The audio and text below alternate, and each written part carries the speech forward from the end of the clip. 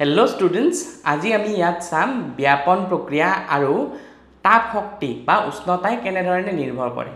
যে ইয়াতে আমি তিনিটা গ্লাস লৈছো, এটা গ্লাছত একেবাৰে ঠাণ্ডা পানী, এটা গ্লাছত নৰমাল পানী আৰু এটা গৰম পানী ইয়াতে লোৱা হৈছে।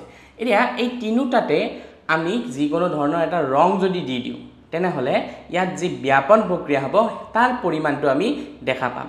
আৰু নিয়ম মতে কি হ'ব লাগে, আমাৰ ঠাণ্ডা পানীত আটাইতকৈ কম পৰিমাণে, নৰমাল পানীত তাতকৈ বেছি আৰু গৰম পানীত আটাইতকৈ বেছি পৰিমাণে ব্যাপন হ'ব লাগে। কিয়নো গৰম পানীৰ যিবিলাক কণিকা আছে সেই কণিকাবিলাকৰ কি হয়, গতি শক্তি বেছি হয়। ঠিক তেনে ধৰণে তোমাৰ নৰমাল পানীৰ গতি শক্তি বেছি আৰু ঠাণ্ডা পানীৰ কণিকাবিলাকৰ গতি শক্তি আটাইতকৈ কম। ঠিক আছে, তো আমি এইটো কৰি চাও আহাচোন।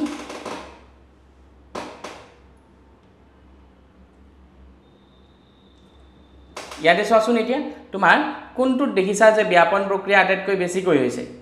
গৰম পানীটোত হয়নে? গৰম পানীটো গোটেই গ্লাছটো তোমাৰ কি হৈ গ'ল, নীলা হৈ গ'ল।